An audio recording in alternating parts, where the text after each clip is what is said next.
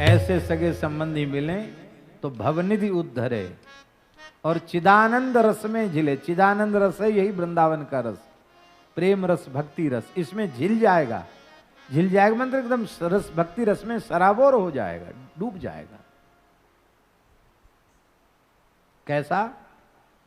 बोले तात ऋषभ सो होए, पिता हुए तो ऋषभ देव जी के जैसा हो, जिसने अपने पुत्रों से कह दिया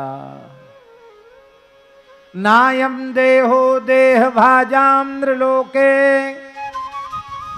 कष्टान कामान रहते बिडभुजाम ये तपो दिव्यम पुत्र कायेन सत्वम शुद्धेद्यस्माद् ब्रह्म सौख्यम त्वनंतम। मेरे प्यारे पुत्रों, ये देह अयम देह देह भाजाम नृलोके, इस मनुष्य लोक में देहधारियों का जो यह देह प्राप्त हुआ है, ये कष्ट पूर्वक विषयों का संग्रह करके भोगने के लिए नहीं मिला है। क्योंकि बिडभुजाम, ये जिन भोगों को कष्ट पूर्वक संग्रह करता है, भोगने का यत्न करता है, वे भोग तो विष्टा भोजी सुअर कुत्ते गधे को भी प्राप्त होते हैं। तो जो चीज, जो विषय सुख सुअर कुत्ते गधे आदि को प्राप्त हो रहा है, उसी को प्राप्त करने के लिए ये शरीर मिला है। ये तो सोचना भी बहुत बड़ी मूर्खता है, ये मानव जन्म का फल नहीं है। हे मेरे प्यारे पुत्रों, दिव्य तप का अनुष्ठान करो, जिससे तुम्हारे अंतःकरण की शुद्धि होगी और तुम्हें अनंत ब्रह्म सुख की प्राप्ति होगी। शुद्धेद्यस्मात् ब्रह्म सौख्यम त्वनंतम। यहां महाराज जी एक बात ध्यान देने की है, जब तक अंतःकरण शुद्ध नहीं होगा तब तक ब्रह्म सुख की प्राप्ति होगी नहीं। अब वो दिव्य तप से होगा। आप कहेंगे तप तो तप है, दिव्य तप क्या है? कायक क्लेशो ही तपः, शरीर को क्लेश देने को तप कहते हैं। भोगों में हमारी सहज रुचि है, जन्मांतरी संस्कारों के कारण खाने पीने के, भोगने देखने के पदार्थ स्वाभाविक रूप से हमको अच्छे लगते हैं, क्योंकि अनेकों जन्मों से उनको भोगते हुए हम चले आ रहे हैं। अनेकों जन्मों से हम उनको भोगते हुए चले आ रहे हैं, हमको स्वाभाविक उनकी रुचि है। तो जो स्वाभाविक प्रिय वस्तु होती है, पदार्थ होते हैं, उनके त्याग में मन को क्लेश होता है, पीड़ा होती है। उस पीड़ा को सह लेना। यहां आगे आ जाए महाराज जी, यहां आगे कुर्सी खाली है।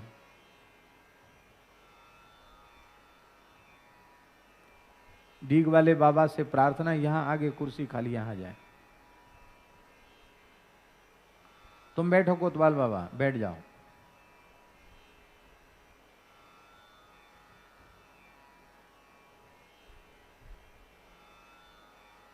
यहां आगे में जगह खाली है, इधर चित्रकूट वाले संत जी के बगल में आसन खाली, वहां विराजे। श्री वृंदावन बिहारी लाल की जय। आहा, बहुत ध्यान से सुने जो बात हम कहना चाहते हैं।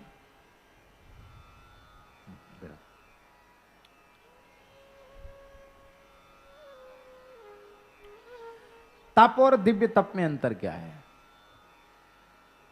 स्वाभाविक प्रिय लगने वाले भोगों का जब हम त्याग करते हैं और उस त्याग में जो क्लेश होता है, कष्ट होता है, उसको तप कहते हैं। जैसे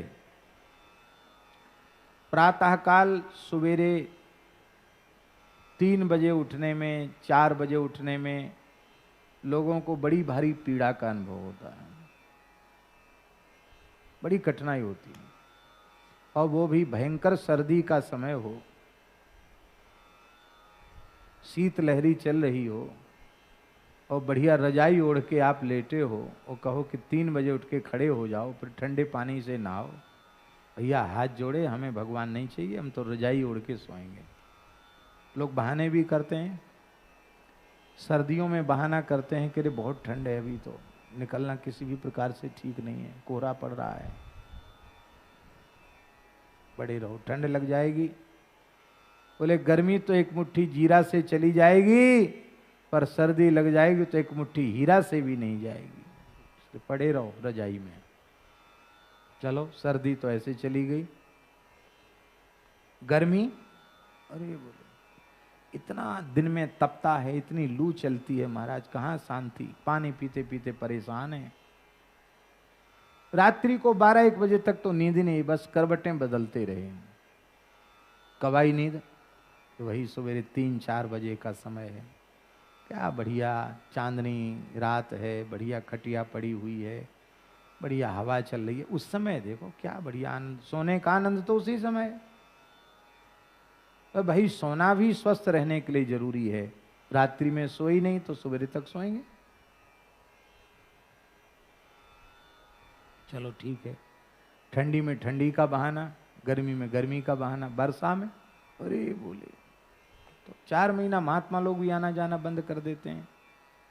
जब जगह कीच कांदा, मक्खी मच्छर, सबका प्रकोप बढ़ जाता है, कीड़े मकोड़ों का प्रकोप बढ़ जाता है। झड़ी लगी हुई है पानी की, तुम कहते सवेरे उठ के चले जाओ, कैसे जाए नहाए धोए? अरे पानी तो रुके, मौसम तो साफ होवे। अब वर्षा में वर्षा का बहाना, तो तुम्हारे बहाने तो कभी रुकेंगे नहीं, मिटेंगे नहीं, और तुम्हारे जीवन का अमूल्य समय नष्ट हो गया।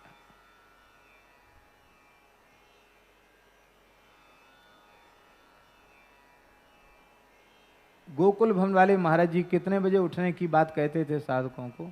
महाराज जी, परमहंस जी महाराज 2 बजे उठने की बात। परमहंस जी के पूज्य गुरुदेव श्री गोकुल भवन वाले परमहंस जी महाराज हैं, हाँ 10 बजे सो रात्रि को, और 2 बजे उठ जाओ। दिन में सोने की बात नहीं कहते, दिन में सोना नहीं है। हाँ, भोजन के बाद 1 घंटा। और परमहंस जी की इस अवस्था में भी उनके गुरुदेव ने जो बात कही है, उस पर मन वाणी कर्म से परमहंस जी महाराज अटल हैं। ये है, तब काम बनता है। हमारे पूज्य खाकचौक वाले महाराज जी के पास कोई कहता था कि हमको साधन बताइए, तो महाराज जी कहते थे पहले आहार पर नियंत्रण करो, निद्रा पर नियंत्रण करो, 2 बजे रात को उठना सीखो, महाराज जी कहते थे। और 2 बजे रात को उठना सीखो, 6 महीना बीत जाए हमको बताओ, तब हम कोई बात बताएंगे साधन की, नहीं तो नहीं बताएंगे। और वो इतने खरे महात्मा थे कि उनके सामने झूठ तो चलता नहीं था, झूठ नहीं चलता था।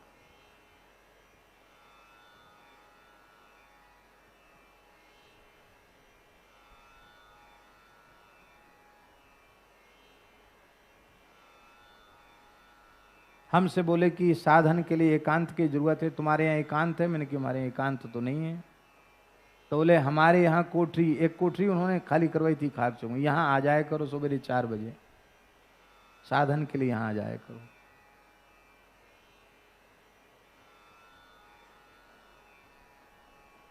आप करो तो सही, महापुरुष सब कुछ करने के लिए तैयार हैं, लेकिन केवल बातें लंबी चौड़ी करनी है, साधन किसी को करने ही नहीं।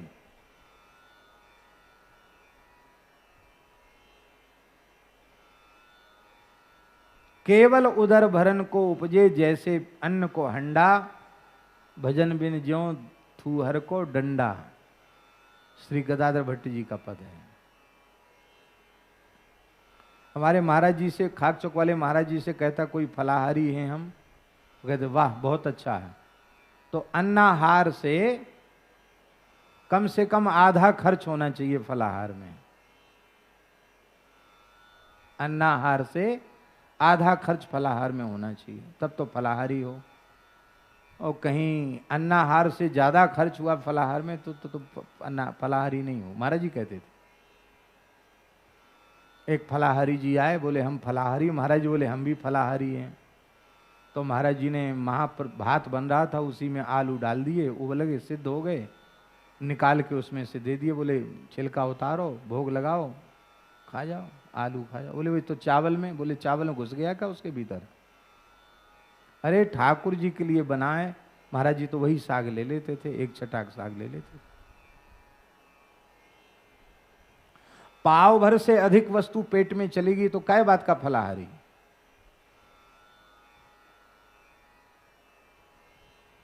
ठूस ठूस के खाने वाले और जब देखो तब ऊँघने वाले, सोने वाले, वो क्या साधन करेंगे?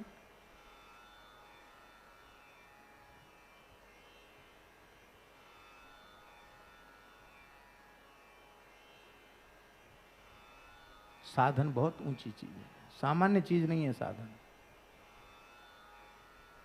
तो भोगों के त्याग में क्लेश होता है और उस क्लेश को ही तप कहते हैं। तो जहां भोगों का त्याग करना पड़े और उसमें जो क्लेश हो उसको तप कहेंगे, और जहां भोगों का त्याग न करना पड़े, बिना त्यागे ही भोग छूट जाएं, भगवत विरह जागृत हो जाए और उसमें कुछ छोड़ना न पड़े, न भोजन छोड़ना पड़े, न निद्रा छोड़नी पड़े, नींद भी चली जाए, भोजन भी चली जाए, भूख भी चली जाए, और बस फिर किसी चीज में स्वाद न रह जाए, आहा, उसको कहेंगे दिव्य तप। जैसे श्री मीरा जी का तप दिव्य तप है।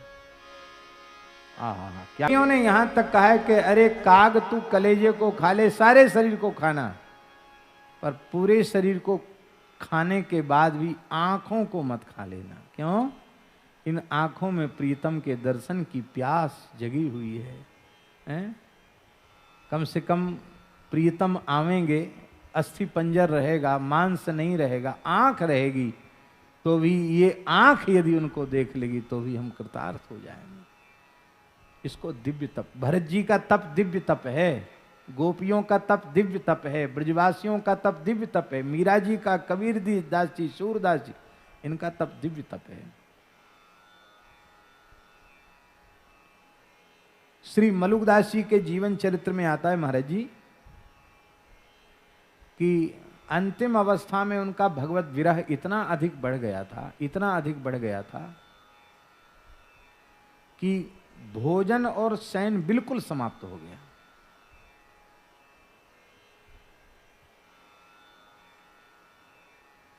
सदा रोते रहते थे, शरीर में इतनी गर्मी बढ़ जाती थी विरह के ताप की कि कपूर और मलयागिरी चंदन का लेप शरीर पर चढ़ाया जाता था, मोटा लेप, शरीर बचाने के लिए।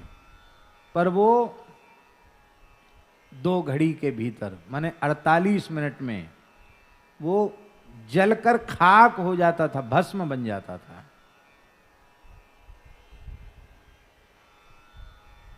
कोई व्यक्ति का देखना अच्छा नहीं लगता था, किसी की बात सुननी अच्छी नहीं लगती, सदा एकांत में बैठे रुदन करते रहते थे।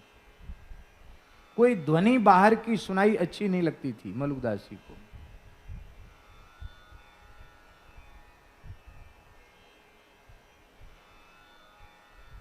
अहर्निश रुदन, और फिर अंत में बहुत संतों ने आग्रह किया कि बहुत लंबा समय, लगभग साल भर बीत गया, कुछ नहीं खाया है, रुदन रुदन रुदन रुदन, बहुत कोशिश की जाती कि कुछ ये ग्रहण करें। तो लिखा कि संतों ने जब ये कहा कि अब आप कुछ नहीं लेंगे तो हम लोग भी बिल्कुल अनशन करके प्राण त्याग देंगे, तब आपने जैसे आचमन करते ना संध्या में लोग केशवाय नमः माधवाय नमः, ऐसे दाल के पानी का आचमन किया आपने।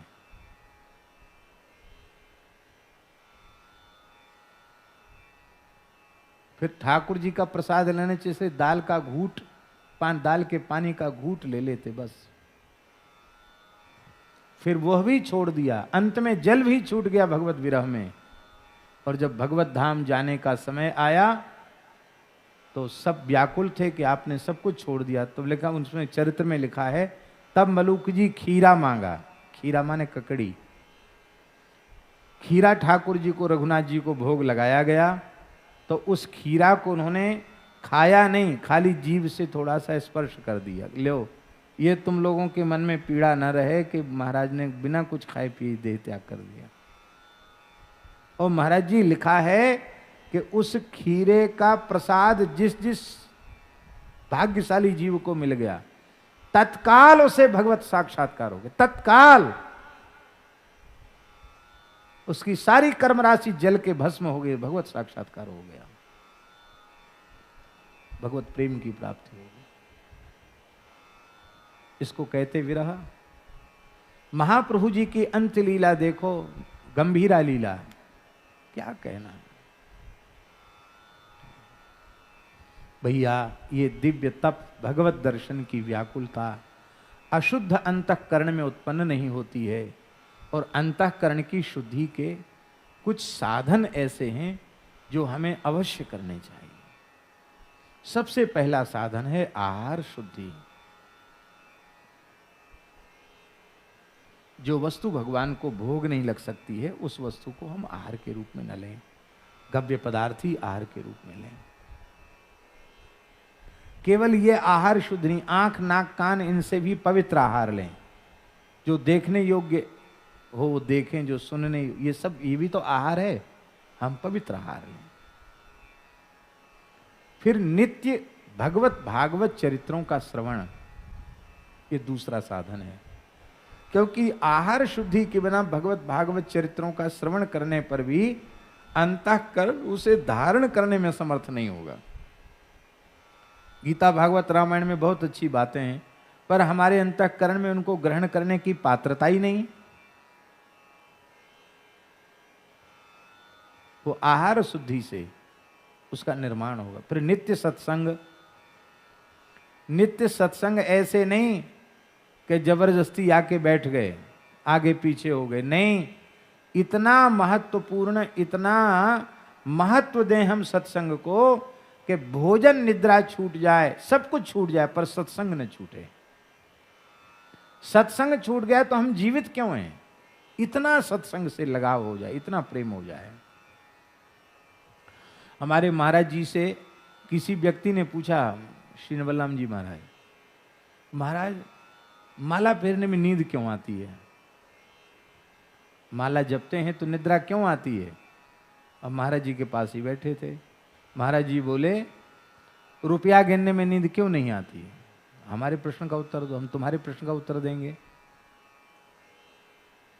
हम तुम्हारे प्रश्न का उत्तर जरूर देंगे, पर तुम हमारे प्रश्न का उत्तर दो कि रुपया गिनने में नींद क्यों नहीं आती है?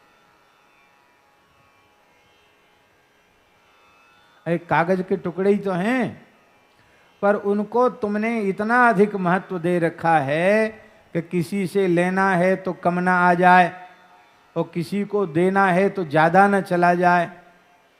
तो एक एक बार नहीं, दो दो बार घिसते हैं उसको, इसमें से शायद एक आध कोई निकल जावे ज्यादा। तो कागज के टुकड़ों के प्रति तुमको महत्व बुद्धि है, भजन के प्रति महत्व बुद्धि नहीं, इसलिए नींद आती है। ऐसे ही कथा कीर्तन सत्संग में महत्व बुद्धि होगी तो बिल्कुल नींद नहीं आएगी। हम उपेक्षा भाव से श्रवण करते हैं, इसलिए नींद आती।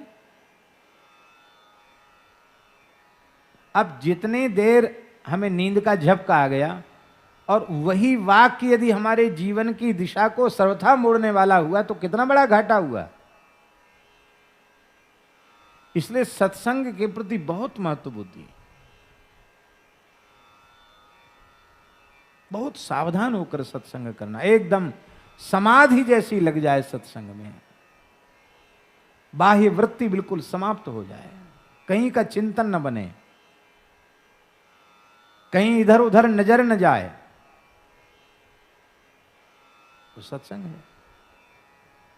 कितने साधन हो गए? पहला साधन आहार शुद्धि, दूसरा साधन नित्य सत्संग, महत्व बुद्धि से सत्संग, और तीसरा साधन है निरंतर नाम जप। सोते जगने से लेके सोने तक, सोने से लेके जगने तक नाम में वृत्ति बनी रहे, नाम रूप लीला का ध्यान बना रहे निरंतर, नाम की स्मृति। ये 3 साधन ऐसे हैं कि जो भी भाग्यशाली जीव करेगा उसे शरीर संसार से वैराग्य हो जाएगा, भगवान के चरण में अनुराग हो जाएगा, अपने आप भोगों में अरुचि हो जाएगी, अपने आप दिव्य तप आरंभ हो जाएगा। अभी भगवान से मिलने की व्याकुलता ही कहां जगी? बिल्कुल नहीं जगी है।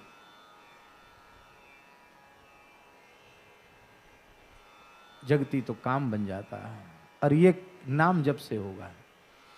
महाराज जी, आहार शुद्धि भी कर लो और सत्संग भी कर लो, पर नाम जप नहीं किया तो भगवत दर्शन की व्याकुलता उत्पन्न नहीं होगी।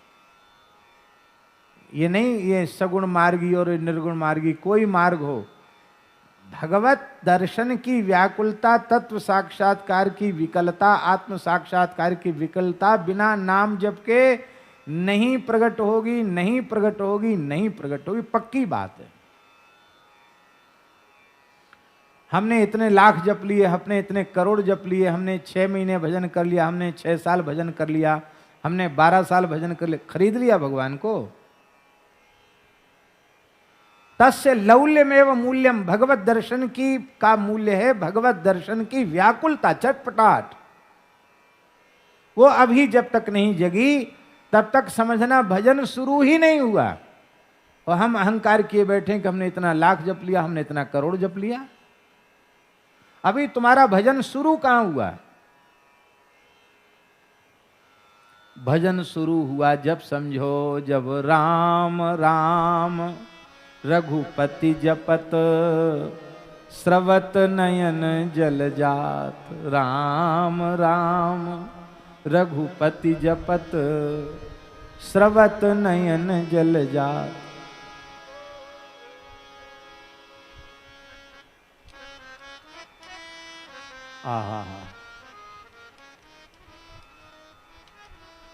तो ऋषभ देव जी ने ये उपदेश दिया, तात ऋषभ सो होए। अपने पुत्रों को भजन का उपदेश दिया। अब हम पूछते हैं, ऐसे पिता संसार में कितने हैं जो अपने पुत्रों को कहें कि बस अब पढ़ाई लिखाई छोड़ दो, माया मोह में मत फंसो, हम तो क्या करें, भूल में फंस गए सो फंस गए, अब हमको तो जबरदस्ती इसमें कोल्हू में पिलना पड़ेगा। कोल्हू के बैल जैसे हम हो गए। तुम कोल्हू के बैल मत बनो, तुम तो आराम से भजन करो, आराम राम करो। ऐसा उपदेश कौन पिता अपने पुत्र को देता है? देंगे भी तो यहां से देंगे, क्योंकि देंगे तो फिर ये क्यों कि ये पढ़ाई लिखाई करो, ये करो, वो करो, नौकरी करो, चाकरी, ये क्यों? खत्म। इस जीव का परम हित होना चाहिए, ये चिंतन करने वाला पिता दुर्लभ है, दुर्लभ है, दुर्लभ है।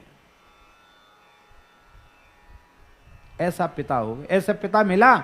ऐसा पिता यदि किसी जन्म में मिल गया होता तो वर्तमान जन्म ही नहीं होता।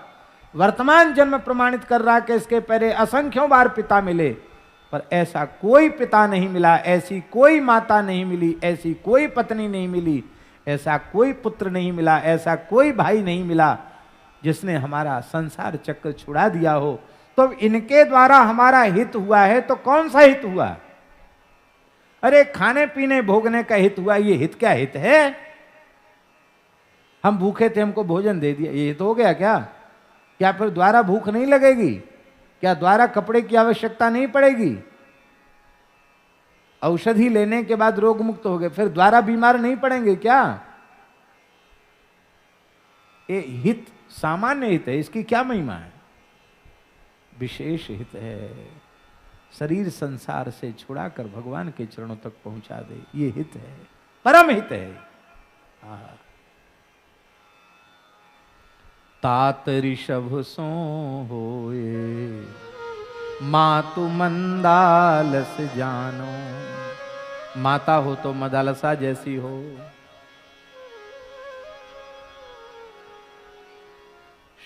भैया जी, एक संत जो है उनकी माता बीमार पड़ी, विरक्त साधु थे, तो हमारे महाराज जी के पास संदेश आया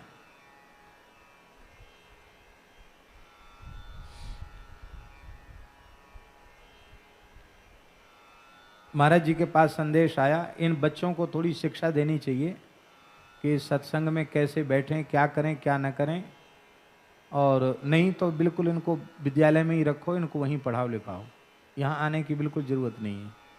यहाँ बैठो तो बिल्कुल शांत बैठो, ध्यान से सुनो, नहीं तो खड़े कर देंगे तुमको।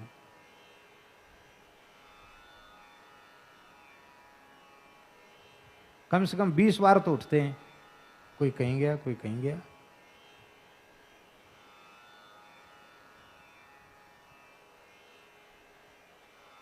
क्या कह रहे थे हम? हैं?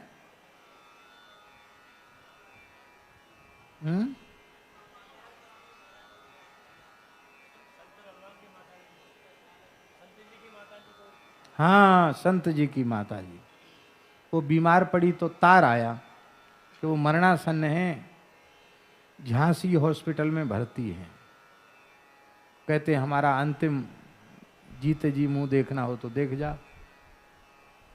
महाराज जी के पास आया तार, महाराज जी ने कहा जाओ जाओ जाओ, माँ है भाई, माँ के ऋण से कभी उड़ नहीं हो सकते, जाओ चले जाओ माता जी का अंतिम दर्शन कर आओ। भैया मैया की यही तो इच्छा है कि अंतिम क्षण में पुत्र आ जाए, चले जाओ। महाराज ने भेज दिया, वहां से लौट के आए तो बोले पूजनीय माता जी ने क्या उपदेश दिया? बोले महाराज जी क्या बताएं आपको, क्या क्या? बोले हमको देखती माता जी रोने लगी और बोली बुंदेली भाषा में कि हमें जो पतो हो तो कि तुम बड़े हो के बाबा जी हो जाओ तो हम घुट की मशक देती, नार मशक माने जन्म लेती, गला दबा के मार डालती तुमको, हमें ये पता होता कि तुम बाबा जी बन जाओगे। महाराज जी बहुत हंसे, बोले वाह बहुत श्रेष्ठ माता जी हैं जिनके इतने उत्तम विचार हैं कि हमको ये पता होता कि तुम बड़े होके बाबा जी बन जाओगे तो हम तुम्हारा जन्मते ही गला दबा के मार डालती।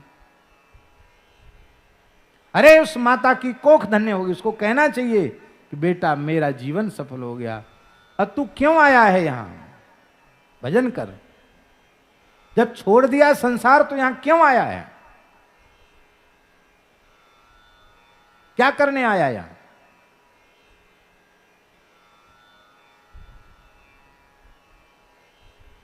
समर्थ स्वामी श्री रामदास जी महाराज छोटी आयु में विवाह हो जाते थे महाराज जी। 14-15 वर्ष की आयु थी समर्थ स्वामी जी की, विवाह मंडप में बैठे थे।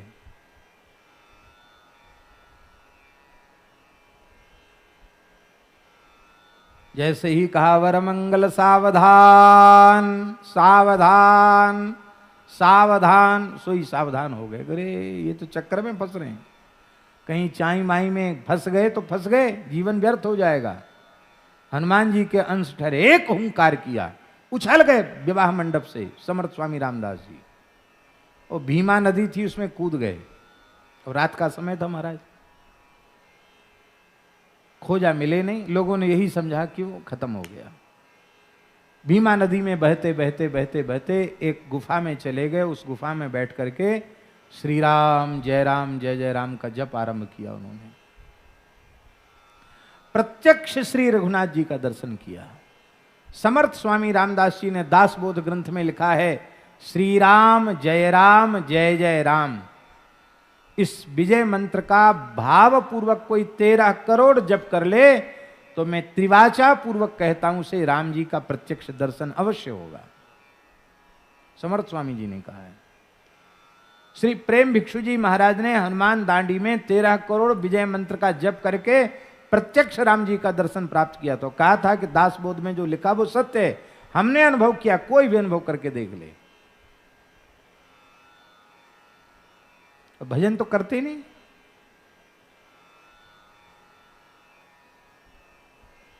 जिस भाव से जिस प्रेम से भजन होना चाहिए उस भाव से कहां भजन होता है। महाराज जी भैया जी भगवत साक्षात्कार हो गया। 12 वर्ष तक गुफा में रह के भजन किया समर्थ स्वामी जी ने, तो 14 वर्ष के थे, 12 वर्ष भजन किया तो कितना हो गया है? 26 वर्ष हो गए। वो 26 वर्ष की आयु में वो आए तो उनको अपनी माता का स्मरण हुआ। मेरी माँ, पिताजी तो पधार गए थे, मैं अकेले पुत्र थे अपनी माँ के, कुल खानदान में कोई दूसरा नहीं था, अकेले ही थे वंश में। मेरी माँ के मैं अकेला हूं, माँ का क्या होगा, अकेली माँ है। माँ के पास गए, प्रणाम किया तो माँ अंधी हो चुकी थी, पुत्र के वियोग में रोते रोते अंधी हो गई थी, आंख की ज्योति चली गई थी, दिखना बंद हो गया था माँ को।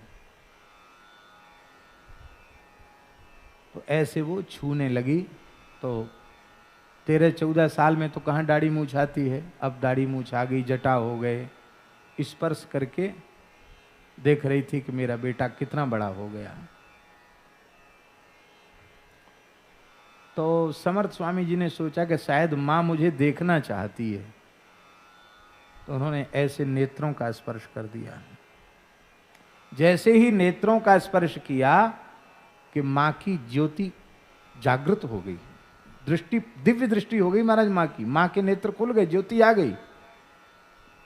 और जैसे ही नेत्र ज्योति फिर से लौट आई कि माँ अब तक तो समर्थ स्वामी जी को गोद में बिठा करके प्यार दुलार कर रही थी, और उसी समय माँ ने अपनी गोद से समर्थ स्वामी जी को धक्का दे दिया और कहा कि मैं तो सोचती थी कि तू ज्ञानी और भक्त बनकर आया है, साधु बन के आया है, लेकिन तू तो जादूगरी सीख कर आया है।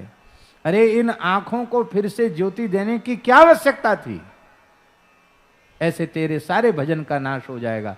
और सबसे पहली बात तो तूने जब संसार छोड़ दिया तो तू आया ही क्यों, क्यों आया? हमारे भीतर मोह जगाने आया है पुत्र का, क्यों आया तू? चला जा यहां से।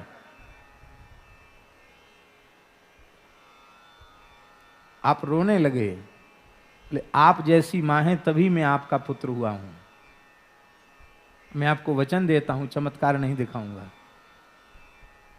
इससे भजन का नाश हो जाएगा, जाओ भजन करो।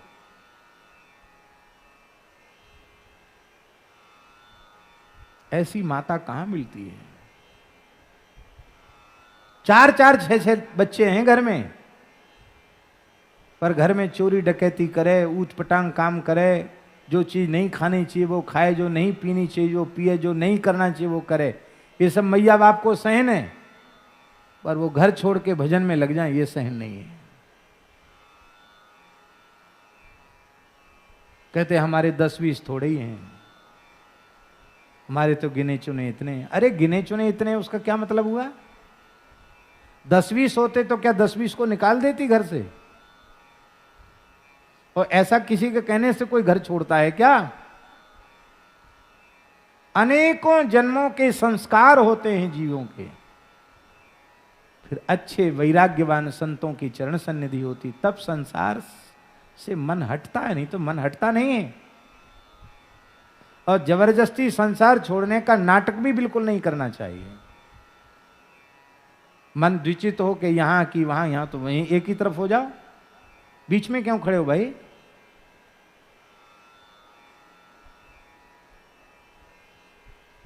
एक ऐसी भी मां थी जिसने प्रतिज्ञा की थी कि जो बालक मेरे गर्भ में आएगा उसे पुनः किसी दूसरी माता के गर्भ में नहीं जाना पड़ेगा। मदालसा माता महाराज जी 5 वर्ष की आयु का बालक होते ही इतना वैराग्यवान हो जाता था, घर छोड़ के चला जाता, घनघोर जंगल में भजन करने चला जाता, 5 वर्ष की आयु में।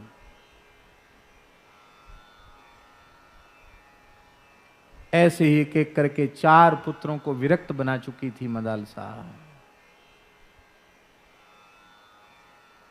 अब सबसे छोटा था अलर्क, उसको भी वही उपदेश देने लगी। शुद्धोसी बुद्धोसी निरंजनोसी। ठीक से बैठो, ए हर्षित, ठीक से बैठो, आसन से बैठो, ऐसे खिंच के बैठो।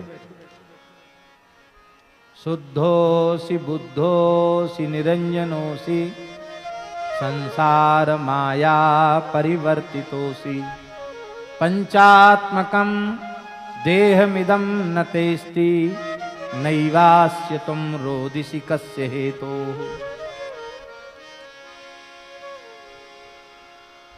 तुम शुद्ध हो, बुद्ध हो, निरंजन हो। संसार की माया से तुम्हारा क्या संबंध है? कोई संबंध नहीं। तुम प्रकृति नहीं हो, माया नहीं हो, तुम विलक्षण शुद्ध बुद्ध चैतन्य हो। सच्चिदानंद परमात्मा का अंश हो। अंश में अंशी के गुण होते हैं। तुम स्वभाव से ही निर्मल हो। पंचात्मकम देहमिदं न तेस्ति। ये पंचभूत से निर्मित शरीर तुम्हारा नहीं है। नैवास्य त्वम, ये तुम्हारी नहीं और तुम इसके नहीं। ये तुम्हारी होती तो छोड़ते नहीं, तुम इसके होते तो तुम ये भी तुम्हें नहीं छोड़ती। ना तुम इसके हो ना ये तुम्हारी है। तो रो दिसी कस से है, तो फिर क्यों रो रहे? और अंत में अलर्क को भी ऐसा उपदेश दिया महाराज जी। राजा कहने लगे, बोले देवी वंश नाश करोगी क्या? सब तो बाबा जी बना दिए, एक तो कम से कम राज्य के उत्तराधिकार के लिए रहने दो, वंश कैसे चलेगा? तब अपने पति की आज्ञा से उस पुत्र को, अलर्क को राजनीति का पंडित बनाया मदालसा ने। लेकिन जाते जाते एक तावीज उसकी भुजा में बांध दी। बेटा जब विपत्ति आवे और उसका समाधान न दिखाई पड़े तो इस तावीज को खोलकर इसमें लिखे हुए मंत्र को पढ़ लेना, तुम्हारी विपत्ति का नाश हो जाएगा। और जंगल में जाकर अपने जो पुत्र विरक्त हो चुके थे उनको भेज दिया। बोले भाई को छुड़ा के लाओ, उसको भजन में लगाओ। वो नहीं माना तो काशी नरेश की सहायता लेकर चढ़ाई कर दी नगर पर। और जब संकट में आ गया अलर्क, मंत्रियों से पूछा अब हम क्या करें? बोले अब तो आप ही बताओ, हम लोग जीत तो सकते नहीं क्योंकि बहुत बड़ी सेना से चारों ओर से घिर चुके हैं। तब संकट का समय देखकर अपनी तावीज, माता जी ने जो तावीज दिया था उसको खोला तो उसमें लिखा था, संगस सर्वात्मना त्याज्य सचेत त्यक्तुम न शक्यते स सद्भि सह कर्तव्य सताम संगो ही विषजम। आसक्ति का सर्वथा त्याग कर दो। यदि कहो कि आसक्ति छूटना बड़ा कठिन है तो सत्पुरुषों के चरणों में उस आसक्ति को कर दो। क्यों? सताम संगो ही भेषजम, सज्जनों का किया गया संग भवरोग की औषधि है। बस समझ में आ गई कि सारे दुखों का जड़ तो आसक्ति। राज्य की आसक्ति से तो हम रो रहे हैं। बस छूट गई आसक्ति, मौके पर निशाना सही लग गया। और एक क्षण में निश्चय करो, क्यों खून खच्चर करना, क्यों युद्ध करना? बोले हमको युद्ध करने ही नहीं। द्वार खोल दो नगर के। नगर के द्वार खोल दिए। सारे वस्त्र आभूषण उतार कर एक लंगोटी धारण करके 4 अंगुल की अलर्क बाहर निकले। अपने भाइयों को प्रणाम किया। बोले लड़ने की आवश्यकता नहीं, आप बड़े हो, संभालो, हम तो जा रहे हैं भजन के लिए। भाई लोग बोले हम तो पहले से बाबा जी, हम क्या करेंगे संभाल के, फिर क्यों ये सब नाटक किया? बोले तुमको निकालने के लिए। अब चलो अपने पुत्र को तो गद्दी पर बिठा दो। तब अलर्क जी ने कहा कि जिस राज्य को, जिन भोगों को हमने त्याग दिया है, अब उसकी ओर हम दृष्टिपात नहीं कर सकते। जिसका राज्य हो, जिसका परिवार हो, जाने, हमारा कुछ नहीं है। और जब संसार त्याग करके एक झटके में संसार छूटता है, जो सोचते हैं कि धीरे धीरे धीरे धीरे छोड़े, उनका कुछ नहीं छूटता, कभी नहीं छूटता। एक झटके में संसार छूटता है, बस चले गए। और जैसी इस वैराग्य से जैसे ही गए तो सामान्य गुरु का दर्शन नहीं हुआ महाराज जी, गुरु दत्तात्रेय भगवान का दर्शन हुआ। और दत्तात्रेय भगवान ने अपना शिष्य बनाकर अलर्क जी को ब्रह्म विद्या का आचार्य बनाया। बोलो भक्त वत्सल भगवान की जय। मात मंदालस जानो, माता हो तो मदालसा जैसी हो। तात ऋषभ सो हो ये मातु मंदालस जानो। भ्राता विदुर दयाल, भाई हो तो विदुर जी के जैसा हो, धृतराष्ट्र का कल्याण कर दिया। और मित्र हो तो प्रहलाद जी के जैसा हो। प्रहलाद जी ने अपने दैत्य बालकों को भी भगवान का भक्त बना दिया। और पुत्र हो तो कपिल देव जैसा हो, अपनी माता को दिव्य ज्ञान का उपदेश दिया। ऐसा ज्ञान का उपदेश दिया कि माता जी का शरीर भगवत प्रेम में गल करके नदी बन बन के बह गया। और स्वयं माता जी भगवत धाम चली गई। और महाराज जी भ्राता विदुर दयाल मित्र प्रहलाद ही जानो, भरता नृप अम्बरीश सो गुरु नारद सो मिले अकिंचन पर उपकारी। गुरु मिले तो नारद जी के जैसा मिले, जिसके ऊपर कृपा की उसे भगवत साक्षात्कार करा दिया।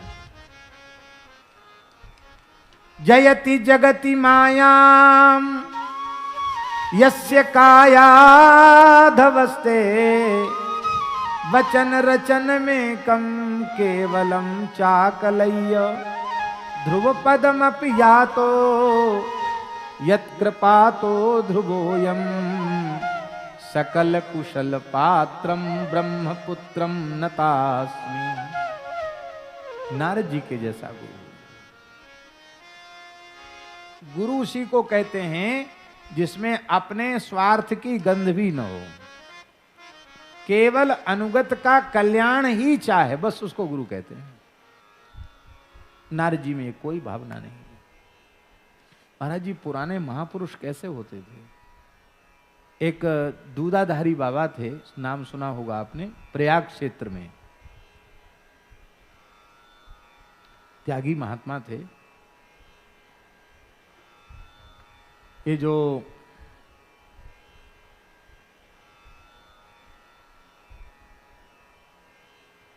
कौन सी जगह में भूल, कहाँ है मोनी जी का, वहां हम लोग गए थे ना, कथा हुई थी। फाफा मऊ है, कहाँ फाफा मऊ है? फाफा मऊ के पास गंगा के किनारे स्थान है महाराज जी। तो दूधाधारी जी की आयु वस्तुतः आयु का ठिकाना नहीं था लोगों को, क्योंकि बहुत पुराने संत थे वो, और केवल गाय का दुग्ध ही लेते थे वो, थोड़ा सा, और कुछ नहीं लेते थे आहार में।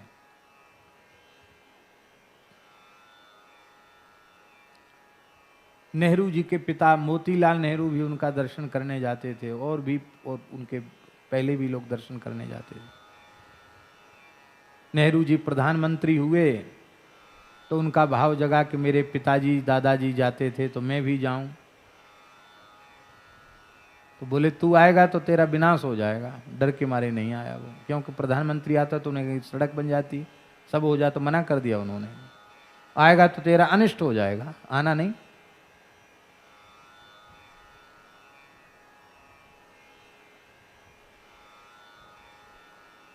पक्कड़ महात्मा थे, एकदम पक्कड़, आरनिस भजन करने वाले।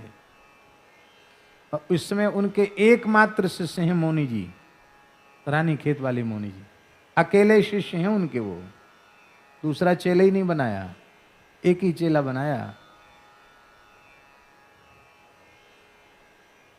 किसी को शिष्य नहीं बनाया, एक को बनाया। और वो भी ऐसे बनाया कि मोनी जी कोई नौकरी करते थे, वो जाते थे, बड़ी श्रद्धा जगी उनके प्रति, वो गाली दे के भगा देते, मार के पीट के निकाल देते, भाग के यहाँ क्यों आया। एक बार सब छोड़ के पड़ गए तो गेट के बाहर, गेट के भीतर ही नहीं घुसने देते। फिर देखा कि ब्राह्मण बालक है, मर जाएगा, पता नहीं कैसे उनको दया आ गई, जा जा गंगा जी नहा के आ। एक नाई को, तो गांव का नाई, भद्र कर इसको, भद्र कर दिया। नाई को बुलाया, भद्र करवाया, या गंगा जी नहा के आ। गंगा जी नहा के आया और मंत्रोपदेश दे करके 1 मिनट बैठने ही नहीं दिया। बोले भाग भाग भाग, जा जा, हो गया हो गया, हम चक्कर में नहीं फंसते, जा भजन कर, जा भाग यहां से, चला जा। बोले महाराज कहाँ जाऊं, कुछ तो जानता नहीं, अभी अभी मंत्र दिया है, तिलक लगाया था वो भी सूखा नहीं था, अभी गीला था, कहाँ जाऊं महाराज। जा रानी खेत की तरफ चला जा, वहां भजन कर, एक झूला देवी स्थान है, वहां जाके भजन कर। जो आज्ञा कह के दंडोत करके वहां से चले। घनघोर जंगल था महाराज, अभी भी घरू जंगल है, बहुत शेर चीते वहां हैं। वहां बैठ करके वो भजन करने लगे। भजन करने लगे तो वहां पुजारियों को भय हो गया कि कहीं बाबा जी मंदिर पे कब्जा ना कर ले, ये बड़ा संकट है। जंगल में जाओ तो संकट, कहीं तब तीर्थ में जाओ तो संकट के बाबा जी कहीं कब्जा ना कर ले। बाबा जी जहाँ भजन करेंगे तो भजन की सुगंध तो फैलती है, प्रभाव फैलता है। तो उन लोगों ने बड़ा सताना शुरू किया, उपद्रव शुरू कर दिया। तो फिर गुरु जी के पास गए, क्यों आया भजन छोड़ के, क्यों आया यहाँ?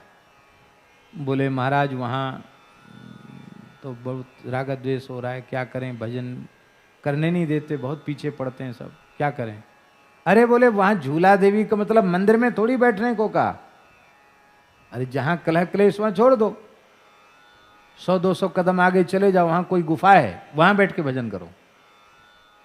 और महाराज वो मिलिट्री का क्षेत्र है, वर्जित क्षेत्र है वो, और उसमें बैठ के मोनी जी ने भजन किया। वहाँ राम मंदिर बना हुआ है, सुंदर विद्यालय है, गौ सेवा, संत सेवा सब होती है, बहुत अच्छे संत हैं। आप तो पहचानते होंगे मोनी जी को, बहुत अच्छे संत हैं। ऐसी अच्छी रहनी है, एक साधु की जैसी रहनी होनी चाहिए, वैसी रहनी है।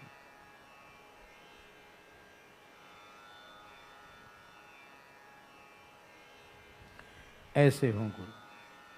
गुरु वही जो हरि मिलावे, गुरु वही जो विपिन बसावे, गुरु वही जो संत सिवावे, इन करनी बिन गुरु न कहावे। ये सब नारद जी में है। पत्नी हो तो कैसी हो, यो सीता द्रुपद दुलारी, पत्नी हो तो द्रौपदी की जैसी है। द्रौपदी ने अपने पतियों को भक्ति में लगाया, पांडवों को भक्ति प्रदान करने वाली द्रौपदी है। भगवान ने जो वस्त्रावतार लिया है, उस वस्त्रावतार को देख करके पांडवों का भगवत विश्वास दृढ़ हुआ। तो द्रौपदी ने किया कि नहीं किया? और जब वनवास में इसी कामवन में पांडव थे, ये सब पांडवों की तपस्थली है। तो यहां दुर्वासा जी आ गए 10,000 शिष्यों को लेके, और दुर्योधन के भेजे आए थे। और युधिष्ठिर का स्वभाव था साधु ब्राह्मणों को देख के भोजन करने होता देना। बोले महाराज प्रसाद पाओ। हाँ, यमुना स्नान करके आते हैं, मध्याह्न संध्या करके आते, फिर पाएंगे। द्रौपदी से कहा तैयार रखना। बोले तैयार कहाँ, बटलोई तो धो मांज के रख दिए, अब उस अक्षय पात्र में वो क्षमता नहीं कि हम अब बना के खिला सकें। तो बोले ब्राह्मण के क्रोध से जलकर भस्म होने की अपेक्षा अच्छा है कि जीवित ही अग्नि में जल जाना। भीमसेन अर्जुन सूखी लकड़ियां ले आओ, कामबन जड़खोर के जंगल से, क्या लकड़ी इकट्ठी करो, उनके आने के पहले हम लोग जल जाएंगे। तो द्रौपदी हंसने लगी, कहा हम लोगों के प्राण संकट में है, तुम हंस क्यों रही हो? बोले हम हंस इसलिए रहे हैं कि तुम अपने को भगवान कृष्ण का भक्त मानते हो, पर कैसे भक्त हो? तुम्हें भगवान पर बिल्कुल भी विश्वास नहीं है, बिना विश्वास के तो भक्ति होती नहीं। तो द्रौपदी ने कहा श्री कृष्ण कहूं गए हैं, श्री कृष्ण कहीं चले गए हैं क्या? संकट के समय भगवान की याद नहीं आ रही है तुमको? मरना चाहते हो क्या? वो नहीं देखा दृश्य तुमने जब उस कुरुकुल की सभा में मेरा कोई सहायता करने वाला नहीं था और मैंने श्री कृष्ण को पुकारा तो उन्होंने वस्त्रावतार ग्रहण कर लिया? क्या उनको नहीं देखा तुमने? वो कहां गए? पांडव नतमस्तक हो गए द्रौपदी के चरणों में। देवी तुम महान भक्ता हो, तुमने भगवान की याद हमें कराई, पर हमारे हृदय में उतना प्रेम नहीं है कि हमारी पुकार सुनकर प्रभु आ जाए। तुम पुकारो। द्रौपदी ने पुकारा तो ऐसे पुकारा द्रौपदी ने कि ठाकुर जी द्वारिका में भोजन की थाली पर बैठे थे, ओम अमृतोपस्तरणमसि स्वाहा कहकर आचमन कर चुके थे और ग्रास पंचकवल करने वाले थे। उसी समय द्रौपदी ने पुकारा, भगवान उठ के खड़े हो गए।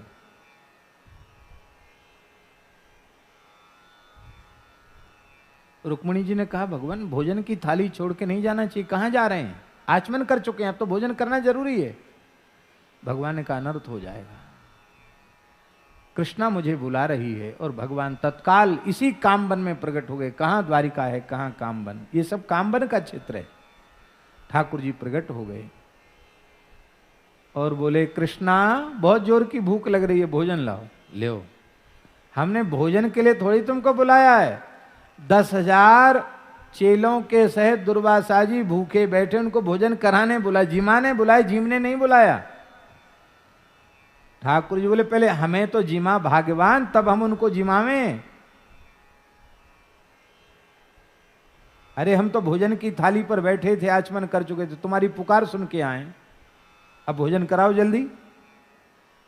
द्रौपदी के नेत्र भराए। आज पहला ऐसा दुर्भाग्यपूर्ण अवसर है, प्रीतम कृष्ण भूखे हैं, मैं कुछ नहीं उपस्थित कर पा रही हूं। व्याकुल हो गई, क्या लाऊं, क्या करूं, क्या खिलाऊं।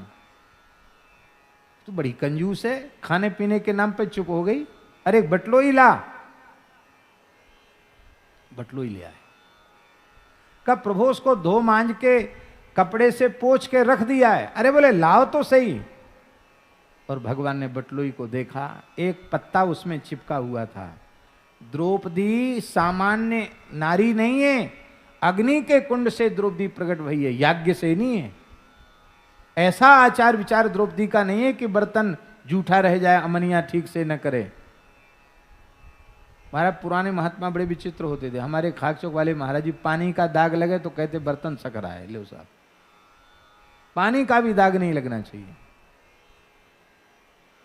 दाग लगा, बर्तन पहुंच गया भंडार घर में, तो फिर सब बर्तन निकालो, सब अमनिया करो।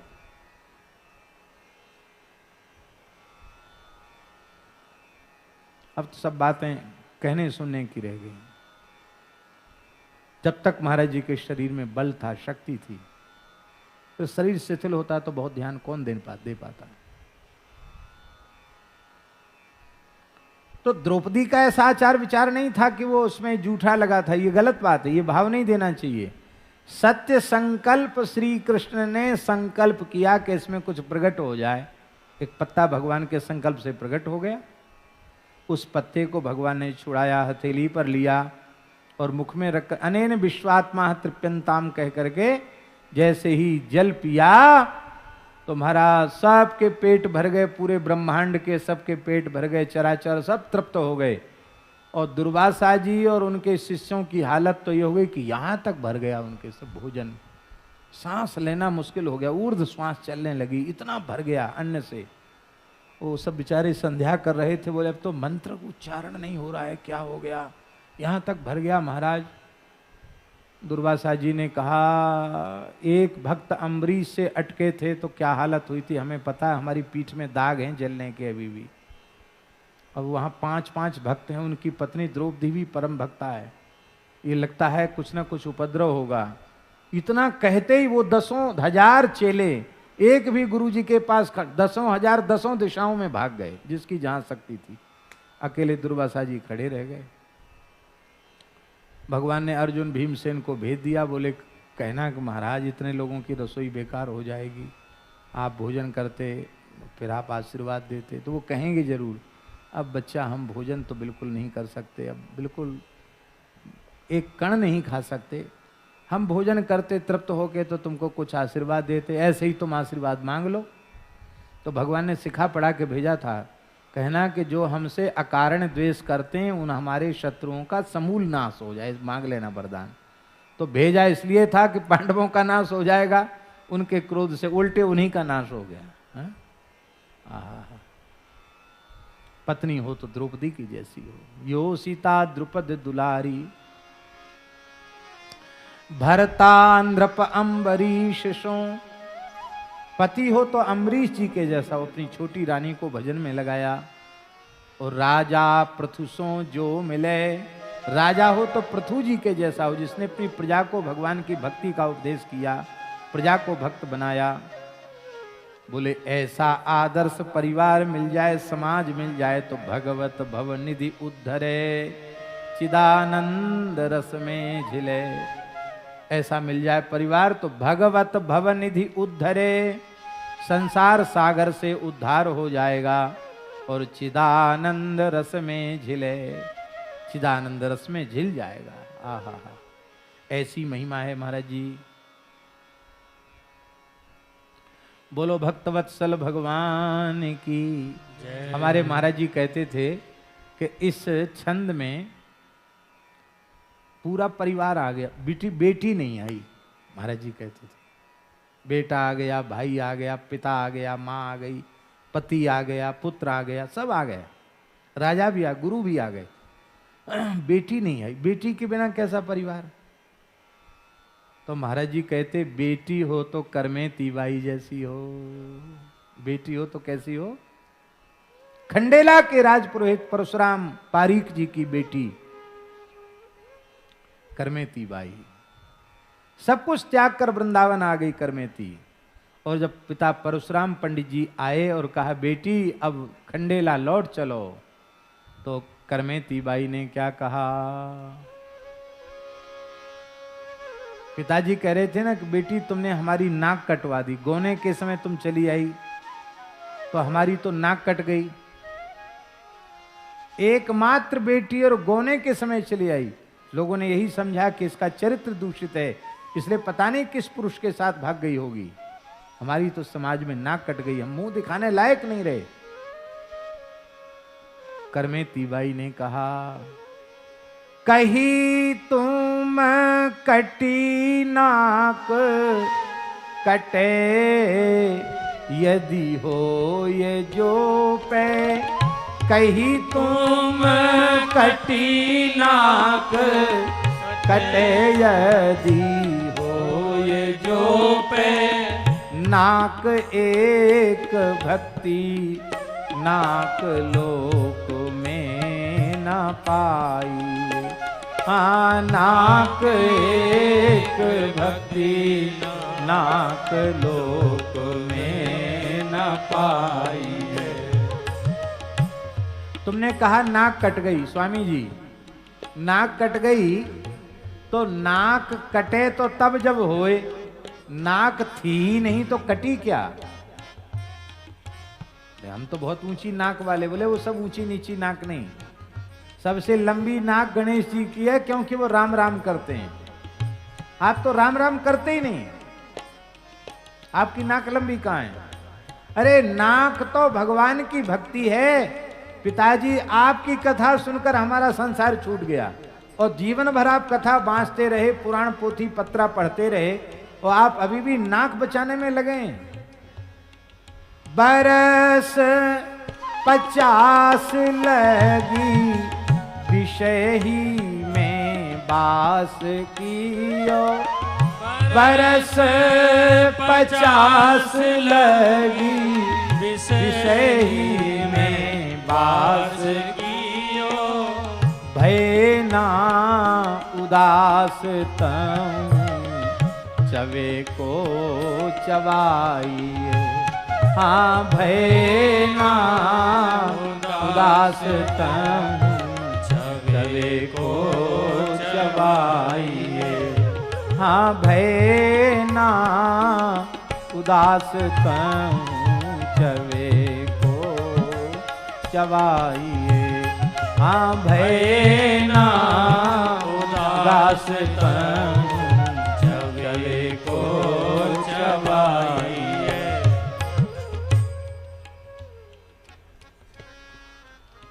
कितनी उम्र थी परशुराम पंडित जी की?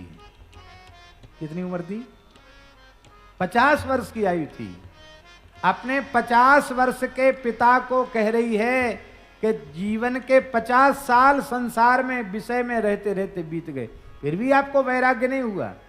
उगले हुए को खा रहे हो, चबे हुए को चबा रहे हो। भजन में लग जाओ। पंडित जी ने कहा बेटी तुम हमारी गुरु हुई, तुमने ठीक उपदेश दिया, अब मैं भजन करूंगा।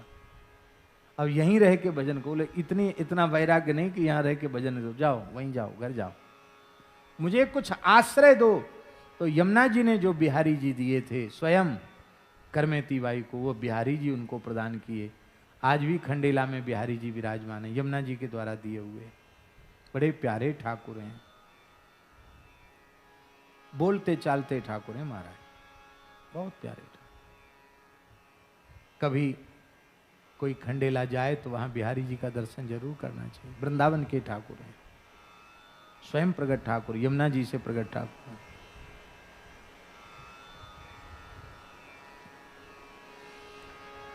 श्री बिहारी जी महाराज की जय। श्री खंडेला बिहारी जी महाराज की जय।